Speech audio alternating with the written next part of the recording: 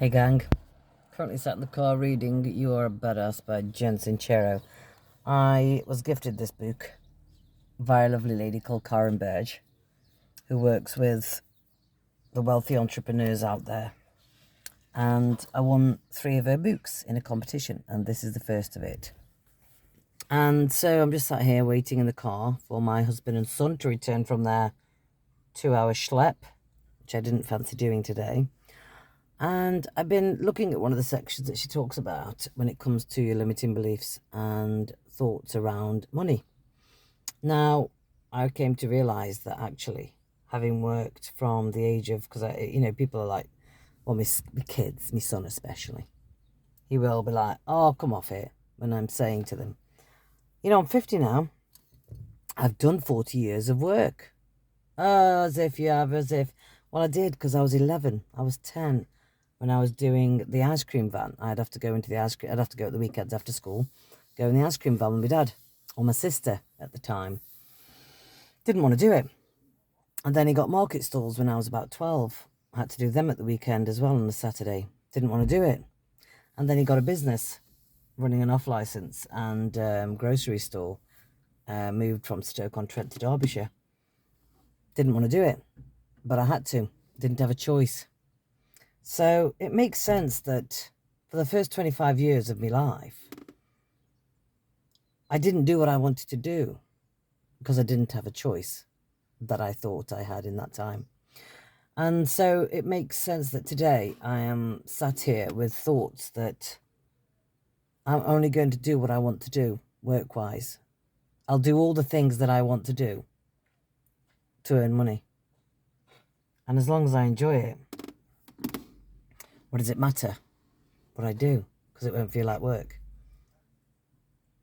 So now it's this position where, okay, I've got the money beliefs that come from having seen my dad working the way he did, working his bollocks off. And that's one of my 5 beliefs.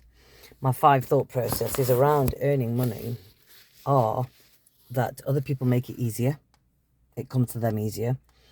You got to work your bollocks off to make it, to make all the paper. That was definitely that's definitely what I got from my dad, because that's what he did. He didn't stop working, ever did I know him stop working, except when he was flat out on his back for 10 days after he had all his teeth out. He had 13 teeth left, bless him, and he took them all out in one go. He was, bless him, a state. He was on there. He was in bed for a week, 10 days. And then I've got my life will change irrevocably if I start to earn more money. My life will change. Who else is really scared of that? Life changing beyond all recognition. It's a thing, It is a thing. And I'll want a differing environment to my loved ones. I'll maybe want different things to what my partner wants. And you don't want to change things after 25 years. But at the end of the day, you don't have to do all the things with your partner.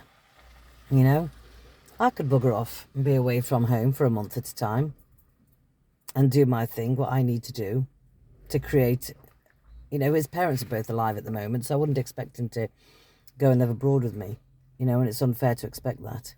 But I would definitely be okay about going on my own, that's it's not got any meaning to it. So these are the sort of things that you can get to have a conversation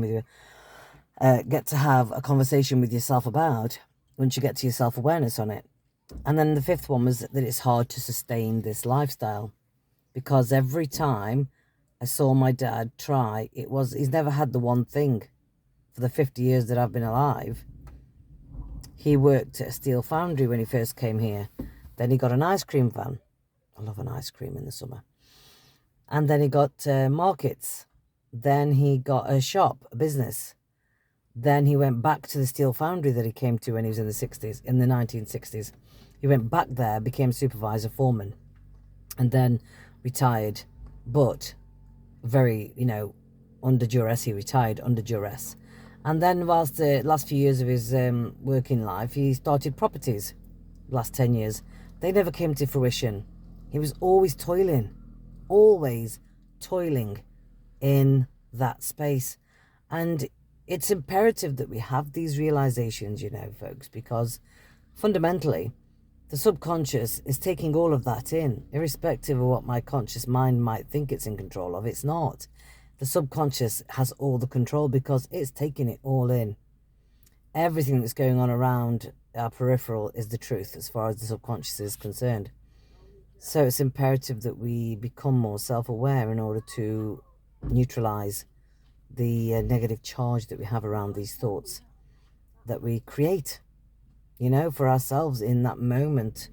And it was like, oh God, somebody's trying to reverse into my bloody car. You can hear it beeping like mad, honestly, anyway. So yeah, we have to become more aware, because then when we start making our decisions on our life and our future and stepping out of our comfort zone, we're going to do it with conviction, knowing that the thoughts we're having are not actually the truth. And that's the key thing, isn't it, guys? Getting to that place of truth.